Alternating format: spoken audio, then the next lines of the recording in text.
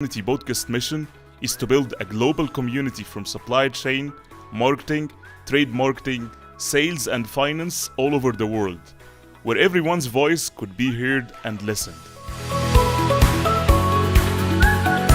Every week, we host a new episode with great thought leader in the S&OP industry. We believe that one word, one story, or one conversation could open up the light in the screen of your consciousness, and you'll never be the same again. We discuss hot and trending topics with our subject matter experts by asking the right questions that uncover their valuable experience in our show. You can visit our website ahmedkhaled.co.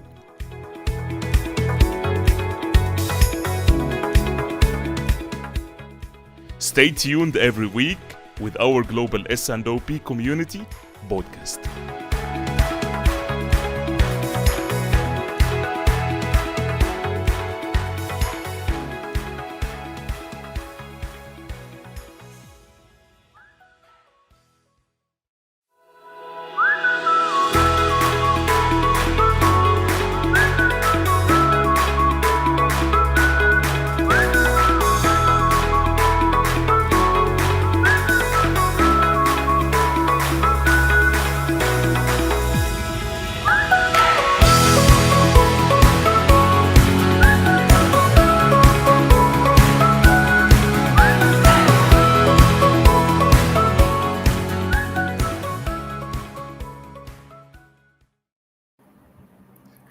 Hey, good morning, good afternoon, and good afternoon to all those beautiful people who are listening and watching us right now all over the globe.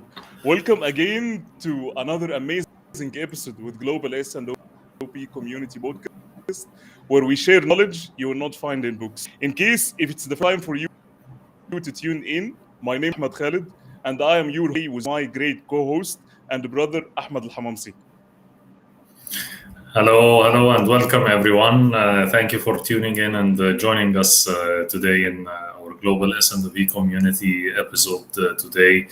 As my friend and colleague and co-host Ahmed Khaled, this knowledge you will not find in books, and reminding you all of our mission. We are here to build a big community of executives, of all people from marketing, from supply chain, from trade marketing, from finance, from all over the globe, to make your voice heard. Of course, we want you to communicate with us, to share your pain points with us, and to share questions to our guests here. So thank you all for tuning in, and I see a lot of people coming in, Ahmed. Yes, please guys, if you can know where are you from, so we can jump and send some greetings for you and your amazing. As Ahmed Hamam said, that our mission in this podcast is to build a global community from not only supply chain, but also from marketing, trade marketing, finance, and sales all over the world, where everyone's voice could be listened and heard. We discuss mainly trending topics inside S&OP, and we search about the great speakers who can cover all of these topics. Our mission in this podcast is to interview CEOs, executives, and global thought leaders in the business field, and especially S&OP. This is just to uncover those valuable experience to our community. And in fact, today we have a very special episode because of two reasons. One, it's unique topic. Two, we have a very unique guest. Our topic today will be around balancing the demand and supply inside S&OP. Or just in another meaning, how can we bridge the gap between the demand and supply and reach to this kind of equilibrium state? So balancing demand and supply is one of the core of S&OP. Today we are going to cover many questions, besides your questions. So questions like, what are the right ways to prioritize in case of supply gaps? And also, what are the best ways to prioritize the supply in case of supply gaps? How to minimize the gap between supply and demand? What are the possible ways to have trade-offs? And how can we embed this inside the S&OP cycle and forecast? Also, a question like how to manage supply constraint in the short, medium, and long term with the optimized cost for the business ecosystem? All of those questions will be revealed today with our unique guest. And our unique guest today is Ayman Elrafie. So, Ayman Elrafie, he is chain director for Arabia and Levant countries at Ecatera, which is a Unity division. He is one of the youngest supply chain directors who are known. What makes Ayman special actually is not only his knowledge, but just his kind and style of leadership. His critical thinking and logical thinking are real characteristics that makes him very unique. Uh, Ayman, he is a real leader who uh, inspire people by his way of thinking. Uh, his way of questioning things inside and outside the business is really remarkable.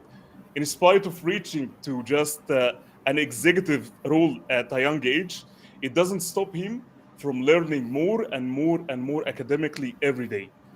What is better than knowledge is an applied knowledge. And this is the way how he deals with his people and the people around him. He is an Apex certified CPM and CSCP. He's definitely a keynote speaker who participated in many influential conferences in the supply chain. And the introduction can go goes on and on and on about Ayman.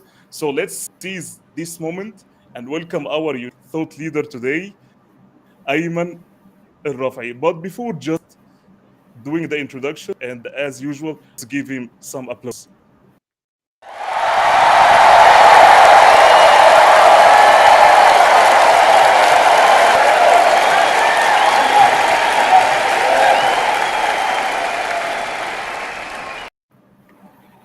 All right. Welcome, Ayman, to the show. That must be the best round of applause I've ever had in my life. Thank you so much.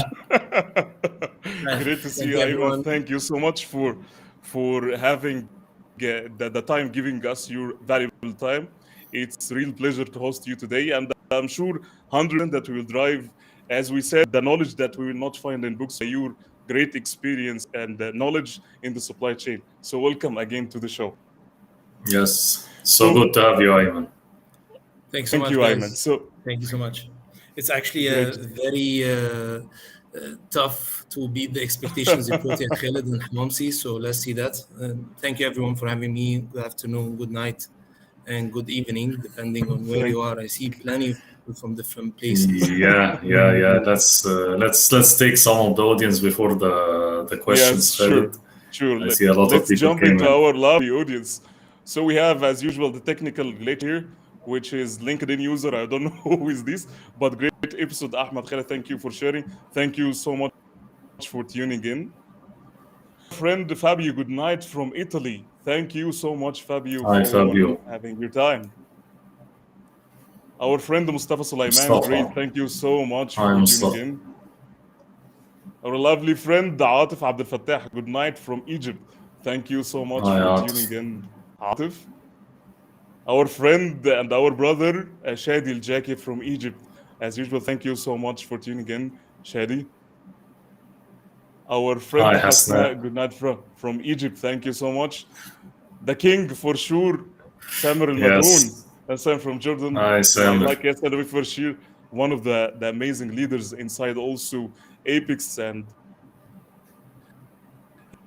he is real leader. Thank you so much for tuning in, Sam. We have can you? Yes. So we have Louder. Sharmila from New York. Thank you so much. Yes, we have also never-ending challenge. So thank you so much for tuning in. We have actually many great audience today, and I think that the engagement will go on and on and on. So we have Wael, greetings from Dubai. Thank you so Hi, much. Well. Thank you for Well, joining. Yes, if you allow us, we'll take another two and we will start our lovely episode. So Yes. we have our friend Ahmed Abu Khadra. Yes, it's running now. Thank you so much for tuning Yes, in. it's running live.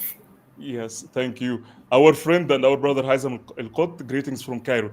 Thank you so much, guys. And I'll give you the time just to ask whatever question into your mind for our global thought leader Ayman Elrafie today. Feel free, whatever question into your mind. So we will jump directly into your question. So let's put Yes. it that way, Dr. Ayman. Can you hear me, guys? Oh, Yes, we can hear you. And okay, let's take the first question, of sure. course, and it's the title of our episode, bridging the gap between supply and demand, and the challenges, of course, of balancing supply and demand. Tell us your thoughts about that, Ayman, of course, from your experience. So, I mean, any supply chain professional would be having hard time on this topic specifically, bridging the Definitely. supply and the demand gap. But in reality, I don't think this is what is the truth. Yeah? I think the truth is any business professional should be considering such challenge, because in reality, it's not only a supply chain job. I mean, we take on a lot of things, but you guys started by this saying that the mission statement of global S&OP is to connect professionals not only from supply chain, from marketing, trade marketing, business, finance, all together. And this is exactly where the challenge is. People in their mind, supply chain job is to run S&OP. But in reality, it's everyone's job to do so. Yeah. So, I mean, we start with the golden question: what does S&OP try to do? And I Yeah. think the answer is the objective S&OP is to balance supply and demand. We'll never have supply and demand exactly the same. There will be something running around, be it a supply shortage because of some volcanic ashes somewhere in the world, or the rise of the gas prices, or the logistics challenges we have, such as the couple of days we're living in, or travel restrictions like last year, or increased demand somewhere or so. So there will always be somewhere wrong in the process, yeah, either at the Yes. supply side or at the demand side. So I think the starting point of the question, who actually owns this? It is the business professionals, not only the supply chain guys. And this is the number one message I always try to emphasize talking with any of my team members. Yeah, definitely, Ayman. I believe that, as you said, it's not about the functions, but it's all about how people treat the business from their mindset. Because if you reach to this state of mind where everyone is mature and understanding the full cycle of the business, and everyone is accountable, responsible inside the S&OP, by this way you will be able to cater forward between the balancing the demand and supply. And I like what you said, because equilibrium state, I think you will find it in the paradise. Because if you go into SQ level, uh, it's very rarely just to find that the unconstrained demand is equal to the constrained demand, especially on SQ level. So our role is just to have the speed of communication between the actions and the information that we receive it. So it's all about the quality in S&OP and people and 100%. So Ayman, just that I would ask, spoke about the unconstrained and the constrained demand. So one of the struggles that we see it inside the S&OP, the numbers, and especially the forecast accuracy. So we just so keen to know your experience and your philosophy when it comes to calculating the forecast accuracy. Shall we calculate the forecast accuracy based on the unconstrained forecast or the constrained forecast, and why? Right. So the point is, what is the best way to calculate forecast accuracy? And I'm assuming this is in the sense of, bridging the gap between supply and demand. And to be very frank, I always find this challenge also with my counterparts when we discuss.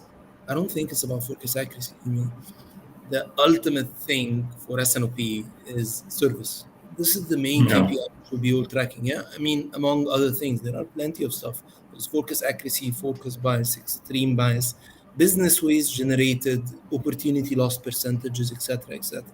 So I think the answer to your question, what is the best way to calculate forecast accuracy, is why do you need to calculate forecast accuracy? What's the real reason behind it? Is just to say How good is our forecast? In that case, I would say definitely for a constraint. Why?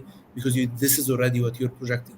Or do you want to really calculate what is the total size of the prize that you have achieved versus whatever you could have? Whether you had these on hand or not as supply is a separate question. Then I would say go for the unconstrained. So I think the short answer is before you decide that you want to go for that KPI or the KPI, I think the most important question is identify what exactly are you trying as a leader, as a manager, as an employee, as a part of the S&OP. What exactly are we trying to achieve and measure here? Yeah, are we measuring the effectiveness of the process? Are we measuring the output? In my mind, Ahmed, the forecast accuracy is more of a leading indicator.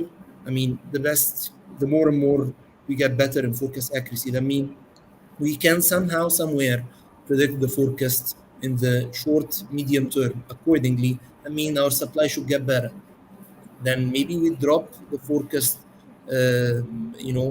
variability a little bit, or we reduce our safety stocks, or we can go for less quick supply because now we're getting a better demand signal, as an input. But that's only an input. I mean, then we take it forward to what do you really want to deliver out of that? That answers the question.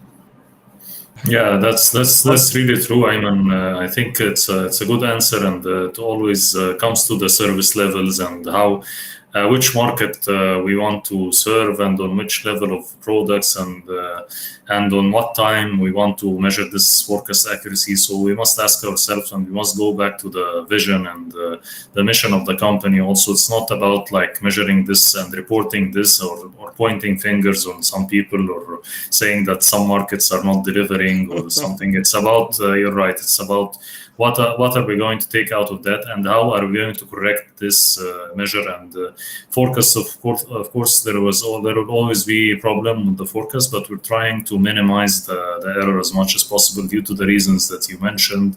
We want to reduce the stocks. We want to make the inventory turnover faster to make more profit, of course, for the company, and to increase the service level with our distributors and our different countries that we're serving. 100%. It reminds me of a funny story that happened in one of our meetings. Yeah. So, you start your board S&OP with how did we close this? These are the KPIs, etc. And at the time we were discussing, and I received this fantastic question from one of my managers saying, "Ayman, your KPIs look green, but my KPIs are not very green." And I mean, I was referring to focus accuracy, focus. Yeah. And I said, this is a misconception. These are not my KPIs. As an S&OP manager, I don't want to say S&OP manager, as a person who's leading the S&OP here, my main job is now increasing focus accuracy and focus bias. Again, my main job is to make sure that this complex thing that we call demand is translated from a very strategic level in a boardroom to down the operation, so that the operators know which SKUs to run, so that the sales guys do what sales or SKUs to start selling from. But I mean, again, if you really want to see my input into the process, don't look into focus accuracy and bias, look into service, look into business waste, look into Exactly. demand variability, and Yes. look into the percentage of sales lost due to either supply related or demand related losses. And I think these are some of the very few examples that really a good S&OP, a mature S&OP will bring into the table. Yes, a mature organization, I believe. You're right. Go on, Ahmed. Yes. Sorry to interrupt you. 100% I can relate to all what you guys said, because if we come back, forecast accuracy, it depends on how many months that you are having a lag to calculate your accuracy. And when it comes to just using the one size fits all, it doesn't work at all, because each SKU has, or each family has, its different or lead time.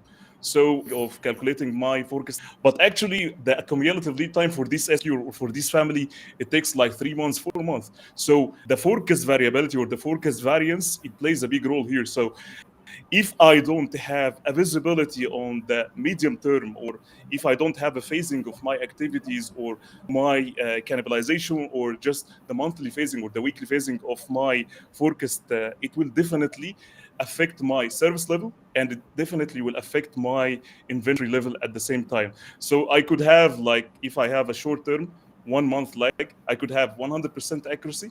But when it comes to forecast variance, I see these spikes and peaks difference, ups and downs between SKU or family to family. And this definitely will affect my inventory. So one of the things, as you said, Ayman, it's not only about just the KPI, it's about S&OP objectives. Are we Yes. aligned with the mission? Are we aligned with the business imperatives? I could have the best, as you said, your story, amazing story. I have a green KPIs, but at the end of the day, is the aim from these kind of KPIs if it's not serving the business? 100%. Thank you, Ayman. I think that we have the first question. We'll jump into the first question. Yeah, let's Our go. friend Ahmed Yeah. Qasim, he's asking, how can the technology help in empathize the equilibrium between demand and supply? It's a tough question, Qasim. So, yeah, thank you for shooting that one. But I mean, I've been in the S&OP in a way or another, be it supply, be it demand, being leading one of which for the past 12 years. And I can tell you definitely we moved long way, yeah? Long way from the extent of paper-based planning, if I can call it this Yes. way, for those who remember, to Excel-based planning, different spreadsheets that are only available on my laptop. No one knows about it. To a more um, a better visibility, if I can call it this way. Not necessarily a system. It can be an Excel sheet that is shared, that is put in a common Mhm. place so that we can have this visibility, to ERP systems that have a real-time kind of impact, like press sales, then somehow, somewhere across the whole chain. This one case that I sold is impacted, and then there is an NRR or net requirement planning. You can call it different things here and there. So the short answer is, how can the technology influence that? I think it is immense how technology is influencing it as we speak. My best example, and again, I'll a bit go out from my industry, FMCG, and I'll take you to a good example, which is Uber. Yeah, I mean, Yeah. press of a button, you balance supply and demand of the fact that you want a car, which is a demand, or you want a ride, to the available rides around you. I mean, this is technology enabled, instantaneous, result oriented S&OP, if I can call it this way, right? You press a button, this is your demand, this is your real time thingy, and Yes. the cars available will come. I mean, obviously, we can discuss plenty of other examples in the FMCGs and the e-com, etc. But to me, this is the ultimate dream. How can you press a button and get it immediately? If they answer your question, so definitely a huge impact there. That's a great example, Ayman. Yes, it's all about the speed of flow of information. So this example exactly talks about that. So the information flows quickly, and you get the real-time demand and its effect on the service level right away. That you're serving your customers and getting customer satisfaction. And this is what we want actually from the business. So it's a really good example. 100%. Thank you, Ayman. I think we have many questions today. So we Yeah. have the next question from our friend Well. He's Well, asking, yeah. in the COVID-19 era, S&OP proved that it's the binding agent for every business. What are the challenges that you have faced during COVID-19 surprise, and what key learnings for bridge between supply and demand during the COVID-19? There are some challenges also, but I couldn't see. What are the key learnings for bridging the gap between supply and demand during the COVID-19 supply chain disruptions? So it's a great question from a great fan. Yes. Always good to see you, well. And I mean, COVID proved a lot of things. COVID proved that every dollar of investment we put behind improving our responsiveness, probably yield better results than every dollar of investment we put behind improving our forecasting. Focus will always have this estimate of error. I'd rather be responsive than being a good forecaster, except if I'm in the stock market, just to be very honest. Yeah. But on serious notes, again, best example that comes in my mind is the masks, the use of surgical masks. Yeah. I always look into that as a pristine supply and demand problem statement. You know, at I think 18th, 19th of March, no one ever had a surgical mask part of your shopping list. Zero, at least in my full network of friends. We didn't even know where to get this one from. Yeah, and I think the price was X. Couple of, I don't want to say days, couple of hours probably from the lockdown, from people rushing in and out, getting their masks. The price went from X to 3, 4X. And then the bullwhip effect, you can very clearly see it. People went out of stock, people started stocking up a pristine problem statement, just like you read it in books. Yeah. A couple of weeks later, after this out of stock, huge shipments come in, and because of the huge supply and people are actually stuck in their houses, what happened? The price take a deep dive. I mean, in the beginning most of the retailers were trying to holding the price to the 5x that it reached to, but in reality, if you look into it now, it's actually cheaper than how it used to be prior to COVID. Why? Supply and demand. So I think COVID proved that this responsiveness, something we really, really had a hard time explaining, how should we build supply chain resiliency via flexibility, via responsiveness, is much needed in such case. I mean, it's an extreme uh, point, but I mean, it is a good example. So that's the first part of the question of how to balance this supply and demand, or a good example of supply and demand to it. I don't know, Khaled, Hamamsy, if you want to take the rest of the question too. Sure. I think, Ayman, you have covered it 100% end to end, and it's all about just how we look at it from just not one angle. And if I come back during COVID-19, the most organization, if you come back, you will find that most organizations, they were in a panic mood. They don't have, they don't know how to move. Shall we stock up, or shall we get it out, especially for the portfolio reporting portfolios? If you have a company that relies and their SQs is a portfolio, it's important. They don't know how to the right model. And the easiest thing, I think, at this moment, come near to your consumer or just shopper, understand what's going on.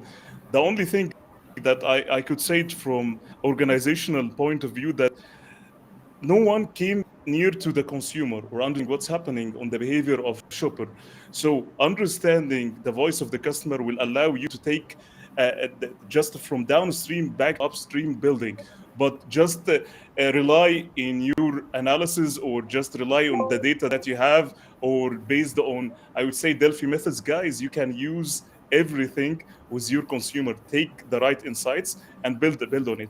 So COVID-19 has taught us to be always near to the consumer, understand what the consumer needs.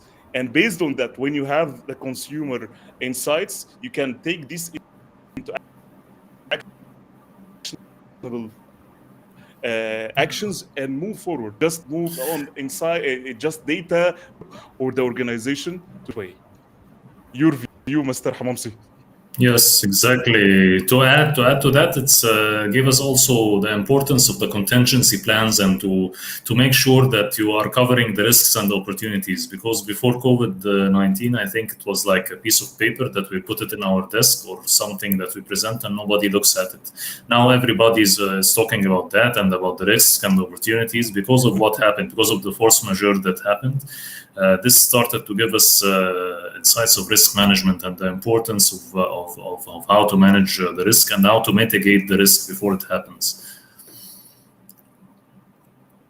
Thank you, Ayman Hamamsi. We'll move into the next question. We have our friend Nuruddin. He's asking, when there is a high level of uncertainties and forecast, what measures should be taken in supply planning that would always ensure a higher service level? I think it's a great question.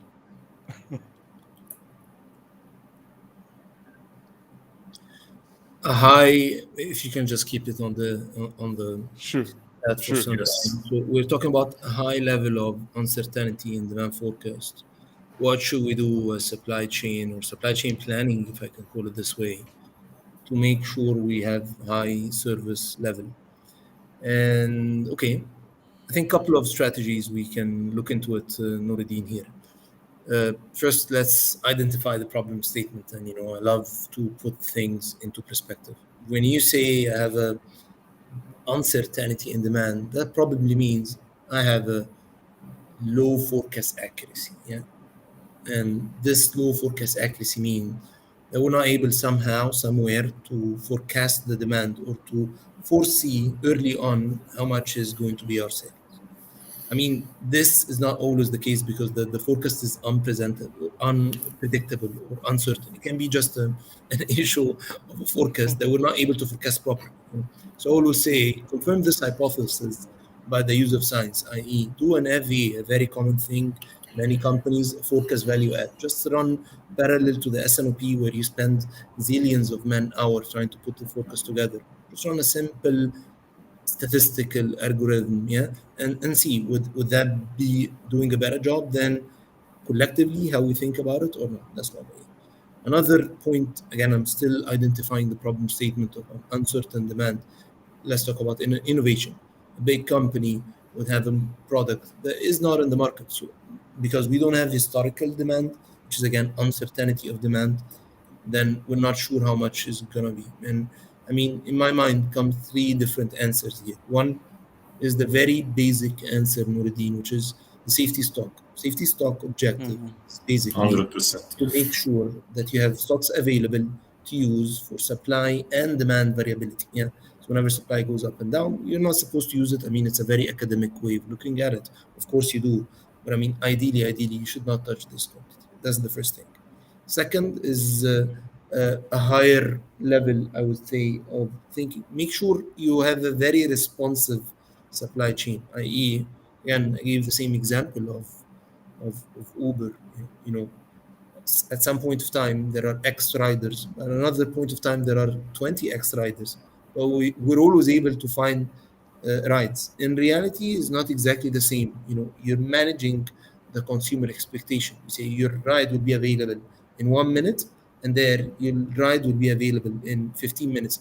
Both case calms you down. I mean, because you know that there is something coming. So my second answer here is visibility. Yeah, make sure that this communication with your customers, with the customers' customers, etc., is there. So that's the second, I mean, strategy top of mind. Third, I think it's a very tough one to implement. Let me start by saying that is range forecasting. So the idea of range forecasting is acknowledging that we will sell X or X plus Y, and that no one Yeah. here knows what is the right amount. And accordingly, we build two parallel plans of X and X plus Y. I mean, the reason why nobody likes range forecasting is not about the range forecasting itself, but it's about what kind of policies are you going to put behind the range forecasting. So let's say, for instance, we run an S&OP and we think that our sale is either 100 or 150, but our capacity is only 90. Yeah. So then we go into a contract with a CPIM that come and say, okay, if you want 10 pieces, I'll give it to you with a different price than 60. Then everyone comes back and fights. But we might run into extra stocks that we don't need, or shall we go for lower unit cost and go for those? I mean, this trade-off, very few people are willing to take. So range forecasting is not just about putting two forecasts, X and X plus Y. I mean, it implies doing something about it. I mean, between those three things, and obviously these are just points, I mean, the solution, Nuruddin, is somewhere in between, not on a node of those. If that answered the question, I guess. I think it's a very good answer, Ayman. Definitely, it's a good answer. And Yes. again, it's about the yeah. Go ahead. Can we give Ayman something?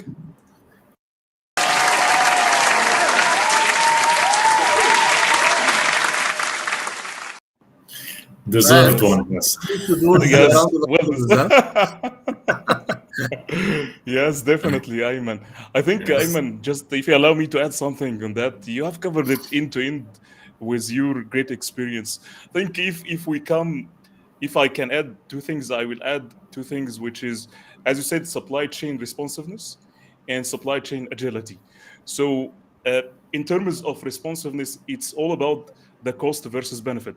So, just to overcome or override all kind of waste, because I believe safety stock and all kind of stocks, it's waste, right? At the end of the day, it's NV, non-value adding in our organization, unless it's adding. But what I'm saying here, that if we could have just available capacity, for sure it depends on the cost versus the benefit. If we can go for localization, move near to the downstream, I would say this will allow us just to be agile supply chain, instead of having this cumulative lead time and this kind of freezing zones in all supply chain nodes, if you can see it. So two things I would probably say it's supply chain agility and supply chain responsiveness. Come near to the customer, uh, reduce all kind of lead times, and by default, demand forecast will always, and forecast will never be right. So we have to have this keep it into our mind, the way how we can respond and the way we can be agile. This I think this is just two things that I want to add. If you allow it, can we go for the second question? Please, let's go. A lot of Oh, questions okay. in coming. Yeah. I think, yes. We have our friend Muhammad Adam. He is asking, what are the key success metrics for successful S&OP, especially connecting it to agile operation plan in manufacturing facilities? I think it's a great question also. Our So expert, Ayman. you guys are giving me all the hard questions. So, but again, So you can give it till we think. yeah, but again, I have to say, first of all, Adam, it's always a pleasure seeing you. And I mean, you touch based on one of the missions of S&OP. You know, we discussed earlier, S&OP is all about connecting supply and demand, balancing out those two. But also another important mission is how can we translate these talks, if I can call it this way, in the board S&OP or in your mind or on the Excel sheet to actionable items into a machine with an operator or to a sales plan for a sales guy in a branch or a city, etc. And I think this is the connect, yeah, translate aggregate plan, as we call it, into SQI's plan. Into manufacturing facility, I would say a couple of things to come in my mind. One, the fluctuations. Yeah, I mean, how often does the plan change, and how often do you see these changes in the factory? You know, many of us would work on a plan. I mean, for those in manufacturing sector, and say, did the planner change the plan? Did they actually the planner change the plan? Yeah, we run out of stock because the planner is the planner's mistake. I mean, Yes. the guy you see, there are like 200,000 people working behind the person who are probably taking small part of this crime, if I can call it this way. Yeah. So this is one good way to look at it. Are there plenty of uh, changes into the plan that you can see on the shop floor or in the manufacturing facility, but at the board level, you know, the changes are not that much? I think this is definitely one thing you should look for. Another good example, I would say, linking it to manufacturing facility is the other way around. You know, how committed are you to the plan? What we call, you know, Mhm. delivery Reliability. output or Mm. reliability output into the manufacturing. Every time I give you a plan of X, you know, 10X, do you give me 9 or do you give me 11? Or do you give me 8? I mean, this is another Mhm. way of definitely connecting S&OP. Again, mean successful S&OP, there is no one way, one very simple explanation to say, okay, successful S&OP is to do those three things. Yeah, No, no, that's not no. the case. Every case is contingent. Every Mhm. industry have its own norms. You know, we just gave an example of Uber Challenge. and how press of a button is the example, but this does not apply yet to FMCGs or an engineer to order policy. You cannot just with the press of a button get a bridge. It is also a supply chain question. I hope that answered part of it, and I'm not sure, Hamamsy, Khaled, if you guys want to add. No, it's definitely a good answer, of course, Ayman, and I second your voice here about the adherence to the plan, because sometimes you are giving a plan at the beginning of the month and there is a lot of waste or something that is not communicated well on the shop floor, or some kind of they are doing maintenance or some stoppage on the lines that are not well communicated. So it's all about the communication. And I remember when Khaled used to be handling supply and we were working together, he was always communicating with the production and the people on the floor like weekly and more. And it was always crazy times. I was handling demand and giving Khaled problems about that. I was on the other side, so let's not get started on it. We'll leave it with the CPIM gas for the time being. So just if you allow me, I'll add something which is very interesting based on the struggles that we have all. We worked in make and we worked in plan. And I like the question that Muhammad Adam said, it's about agility. If we come to agility, especially from a manufacturing side, it's all about crashing all kinds of freezing zones. If you come to, especially in FMCG, if I speak about it specifically, you will see that most people, when you go to do a weekly plan, I will freeze the plan weekly. But actually, the sales is being done at hourly, even by shift, whatever the buckets, even it's done. So agility in manufacturing side, you have to be willing to change and to be agile and not freeze stuff. Also, manufacturing side, you have also some responsibilities how to crash all of these kind of lead times and freezing zones and the cycle times in your machines and all of your resources. This definitely will allow you to be more agile and responsive. So it's not only about planning, I freeze whatever. If I have a positive bias over my forecast inside a special week, I have to be responsive to replenish quickly as much as I can. So it's a law of reciprocity. It's from manufacturing and the planning side, because I used to be in the same way when I was in manufacturing. I was very rigid minded. Guys, I have only 1 week and I have to have the plan for 2 weeks. But actually, when it comes to reality, when I come to the planning and supply planning side, guys, it doesn't work like this. So I understand why some supply chain are agile and competitive. Yeah, that's why. It is, of course, due to also lack of technology sometimes, because you have to do these changes on Excel sheets sometimes, and you have to talk to the people, and you have to fight, and till the guys are convinced that what's happening, and then they will start the blame game, and the salespeople, they don't understand anything, This is why because of course the communication, and this is the importance of S&OP and having people from production and S&OP to understand the cycle, to understand the challenges that the salespeople are having, to understand all the challenges in demand, so that the supply people are with you. Because always I've seen that at a lot of companies, and I have also experience of like Ayman, like 10 to 12 years in S&OP. Always the people on the shop floor are. Sometimes they don't know anything. They don't know the mission, the vision of the company. They are not aware. They're just working 9 to 5, doing their shift, doing their job. They are not aligned with the plan. That's why they are frustrated, from my point of view. Exactly. Thank you, Ayman and Hamamsy. We'll jump into the next question. Our friend Hisham Muhammad, he is talking about digital transformation, how it helps us to enhance the balance of demand and supply. I think it's the same question like technology. Yeah, definitely. It's the technology part. I just want to add here, if you allow me, Ayman and Khaled, it's technology is very important, and we've seen how the quick transformation of information it helped us, and going from, as Ayman saying, from Excel to ERPs to all that to IBP, even integrated business planning now.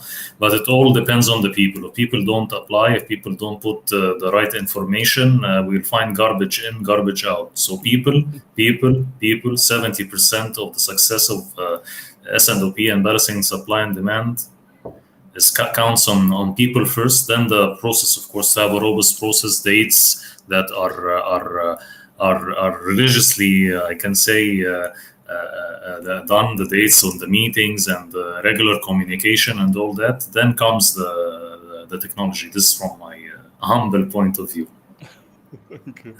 Ayman, your thoughts, Ayman? I'm very cautious when I use the word digital transformation because it means different things to different people, to be very frank. Just to get started with, there are plenty of solutions on digital transformation, somewhere from macro-based Excel sheet Yeah. to a very fancy tool.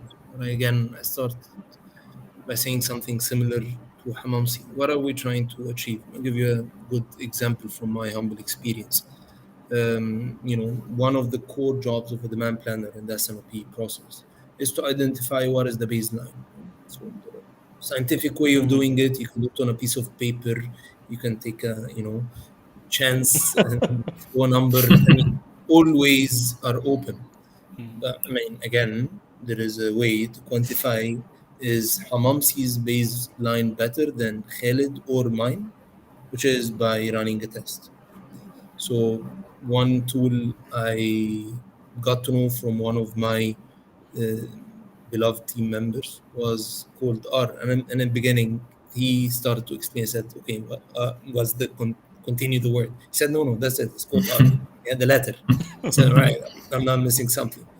And I was shocked by how can a simple tool, there's only one letter, it's only R. I mean, seriously, yeah, can do a job better than a planner in pretty much almost always. Yeah, it's an open source. Go Google it. It's again just the letter R. A statistical tool where again in where I come from, we say you put in the cow and you get the sausages out. And you don't know anything. Yeah. Everything is automated. But I mean, the beauty of it is not that. I mean, the digital transformation here, if you allow me to get the essence of the story, is not on how easy it is. It's on how the technology enables such quick transition that I just put some numbers, automatically goes out. If you don't understand the logic, if you don't understand the programming, if you don't understand, and trust me, I've seen plenty of demand planners who don't know statistics, shocking. Yeah, Yeah. uh, Yeah. it will be just like doing that or using a dice. You can also use dice. I mean, if you both don't understand how they work. So, I mean, the starting thing is to identify what are you trying to solve by using digital transformation. Let's take this example of generating demand. R is a perfect example. Python is a fantastic tool with huge opportunities. There are also some solutions that are tailored. I mean, without naming any particular products, but there are huge amount of anywhere between um, stuff that individuals are doing to SMEs, small medium enterprises, to large corporation, probably bigger than my own company selling. So the range of products in the digital solutions, if I can call it this way, is huge, Hisham. I always start by asking, what are you trying to solve using it? To me, it's not a destination, it's just a way to reach from point A to point B in a smarter, better, cooler, and easier way, if I can call it this way. Thank you, Aymans, for the great answer. So we'll jump into next question because we have massive questions today. So I'll Yeah. jump We need into a yes, lot of engagement episodes is with very high Ayman. today. Yeah. Yes, I will. So we have our friend Abdurrahman. He's asking with problems that happened in China nowadays. And as you know, most of companies are relying on raw materials imported from China.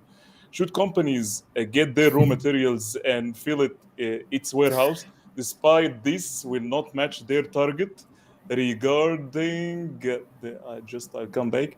Whereas regarding inventory cost at the end of that year.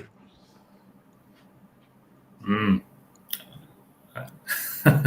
Yeah, I I think would it's a say great this is the question. $1 million Yes. question, Great the question. question 1 million. Yeah. All right. So I think this takes the supply and demand balance to a whole new level. Yeah, I mean, the current crisis, I would be lying if I know the answers, because I mean, far more smarter people trying to figure it out or solve it. But I mean, all the reports, all the resources are saying, unfortunately, it's here for some time. I mean, thinking out loud, it is a problem statement of supply chain resiliency. Yeah. I mean, resiliency is actually coming from material science. It's the ability of a material to come back to the original form. The same sense, it's the ability of the supply chain to have a supply or a demand sudden change, but then still bounce back to a state as if it is effective. And I know, I go into Gartner, the body of knowledge, and I look into 6 main strategies. How can you build supply chain resiliency? One is nearshoring. I mean, the example you shared, Yes. you know, Yes.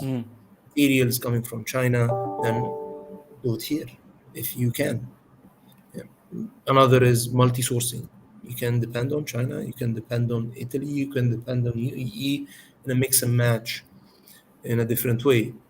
Uh, Inventory and capacity buffer. I think you gave this example. How can I build the same? Can I should I take more stocks or not? And I'll come to the answer. I hope you will like it, but I mean, I'll come to what I think is the answer there as well. Um, Manufacturing network diversification. Don't depend on a factory here. Depend on a factory here. A factory there is similar to the near shoring or Sourcing. multi-sourcing. Yeah. Platform product or plant harmonization. We gave example of Uber. I mean, the Uberization as a term is now widespread across. You can also depend on freight on your usual colleagues, but there are plenty of startups and businesses where you can Uberize your logistics, trucking, and so on. And last example in here is the ecosystem partnership. You don't need to find this alone. Yeah, you should actually Yes. put partnership into fixing it. I mean, that's not my view. That's Gartner's view. I mean, you can look it up in their website on supply chain resilience. But I mean, the more important answer here is, okay, now we have all those strategies. Which one should we go for?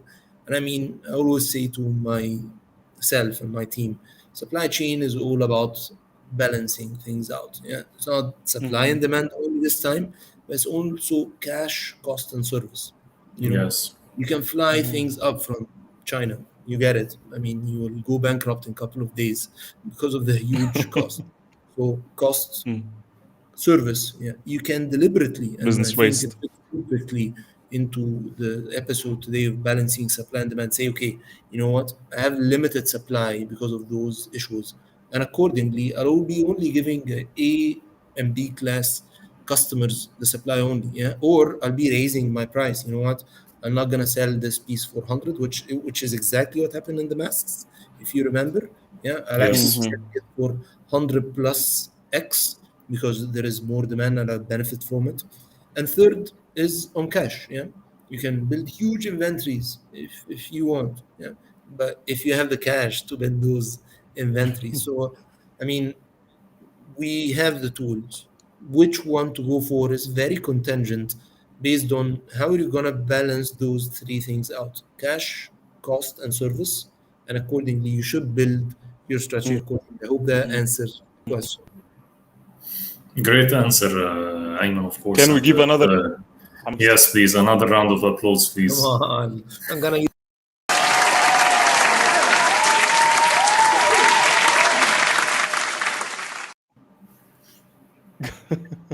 Go ahead, Hamamsy.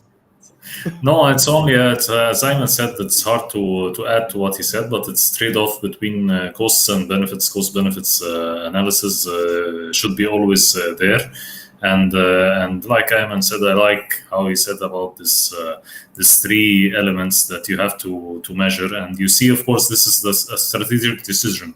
This sometimes it has to go out to the executive team, to the top management. So we have these SX problems. We have this: shall we go to sourcing from here? Shall we go to sourcing from there? But of course, multiple sourcing must be done.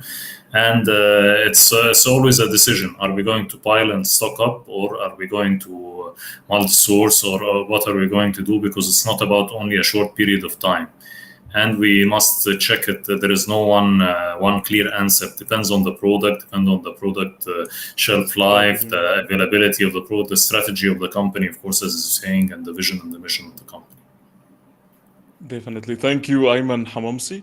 We'll jump into the next question from our friend Ahmed El Shafai.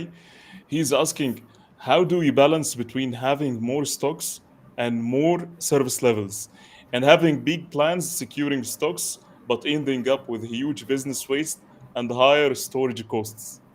It's very interesting question. So, you know what, we just highlighted this in the previous Yeah. point. Supply chain can be viewed by different ways. I mean, a good answer is balancing out cash, cost, and service. This is exactly the point here. Uh, I would say, Ahmed, there is no one straight answer. Again, as I mentioned earlier, it depends on the company, the growth ambition, the cash availability. I mean, I go into Amazon or any of the likes of service providers, and they have huge amount of SKUs. I cannot even imagine the count of SKUs there. That's an investment in cash, or they're holding the stock, or asking their suppliers to take care of the stock under a vendor managed inventory policy, or under a consignment Yes. box. They're saying, okay, we're not going to hold those products. You guys put it here. Upon consumption, we will be charged for it. I mean, there are multiple policies how to deal with the first part of it, which is stocks. You know, should I hold the stocks? I mean, stocks and cash. Uh, Second, on service level, lots of ways of improving service level. Starts, I mean, in the context of today's talk in S&OP, how to improve your focus accuracy, your focus bias, your forecasting techniques in general, how to make sure that you're able to properly identify the future near or short or long-term demand. That's one way to start at it. Service level can also be something we discuss in delivery mode. I mean, you get your grocery in a different, or actually, I'll give you a better example. I mean, water bottles or water company supplies. Yeah? They have different supply chains. You know, there is the supply chain going to the retail, the brick and mortar model. There is the supply chain going to houses. If you have a dispenser and the 5 gallon LED, Gallon. this is a completely Yes. different supply chain, right? Yeah. And you have a third supply chain, which is the vending machine supply chain, the small bottles in some malls, etc. I'm sure, and I don't work in a water company, but I'm sure each and every supply chain model in the same exact company selling the same exact brand have a different service level targets, because I mean they're all trying to address different problem statement. So that's on service. Third, on costs. I mean, costs are anywhere between storage costs and, as you rightly called it out, the unfortunate hidden scary business waste, something that don't hit you today, take some time to materialize and to realize, oops, somewhere, sometime did a mistake, and we got all of this now under our plate. So, what is the solution? That's the hardest part, and I think it needs more time to discuss it. But the short answer is it's a balancing game. You can have two and then deprioritize the third. You can have the three and then hit a different matrix. This is very contingent on your priorities. Even in the same company, we gave an example of different supply chains. Even in the same company, in the same supply chain, different maturity level or different needs would dictate different balance between the three. I hope I answered this super tough question. Yeah, Ahmed. Thank you, Ayman. It's very interesting answer. You can allow me just I'll add small stuff in that point, and because we came from the same pain points, I think it's all related to business waste and uh, companies. Many companies are bleeding, and their margins are being diluted because of this stuff, which is not obvious in the short term, It depends on the product shelf lifetime. If I'm talking about FMCG and the product life cycle, even it happens. But let me just make it very simple and to the point. I think it's all about the demand planning team, just to make it very clear, and how the people inside the S&OP or demand planning, they are capable to understand and the full, I would say, just let's talk it from the downstream side, especially the innovations, building the innovations and the relaunches or the new SKUs, as Ayman said at the beginning, that when you have an innovation and you don't have a history for that innovation and you're building it from scratch, such those stuff, either you would end up with a positive bias or just a negative bias, which definitely will affect your inventory or it will affect your service level. Why I'm saying demand planning capabilities? Because are we capable enough to understand what is the buildup of the forecast? What are the drivers of the forecast? What is the price index that we have? What are the segments that we have for this innovation? And what could be the factors that could influence the demand itself, the drivers? If we have like a price index will penetrate with a price index like 100%, okay, and our competition has a market share of let's say 50%, but the price, they are at the price index 90%, are we giving the right promotions, right or not? Are we giving it, are we planning it in our business case at the beginning, but end up with, when it comes to post activities, having a cut in budget, and by default we have these innovations, it's the tail of your category, and cut this budget from the innovation and end up with it as a business waste, and come all of this investment that we have, we put it in the core SQs. This kind of stuff and this kind of questions should be asked by the demand planning. Just I believe demand planning is one of the major or core roles. If you have a capable demand planning in S&OP, they can take your business to a levels or just the places you would never ever imagine it if you have a capable demand planning. Just not only relying blindly in history, but just challenging the status quo, understand what is the marketplace. This is just my just small the insight that I can add it.